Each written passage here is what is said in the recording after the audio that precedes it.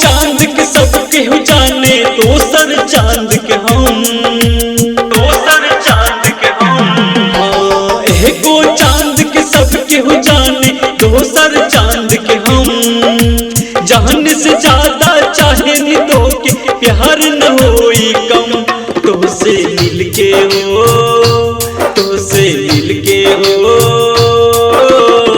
भूल जानी अपन हर गम। तो से मिलके हो, भूल जानी अपन हर गम।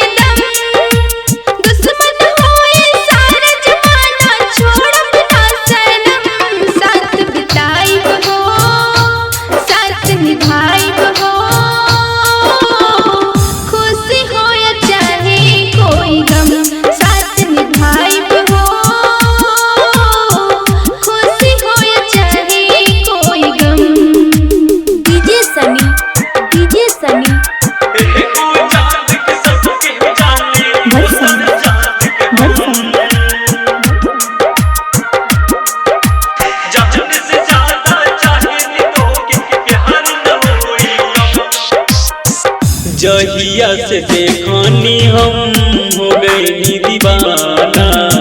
कैसे बताई बारू रूप के खजाना, रूप के खजाना। दिखे बतियावे बिना आवे नहीं चैना। कौन जादू मंतर मारला मिले नी रोजाना। तोहरा खातिर कुछ भी कर, तोहरा कुछ भी कर, होई चाहे जखम। साथ बिताएब हो, साथ निभाएब हो, खुशी हो या चाहे कोई गम। तो से मिलके हो, भूल जानी अपन हर गम।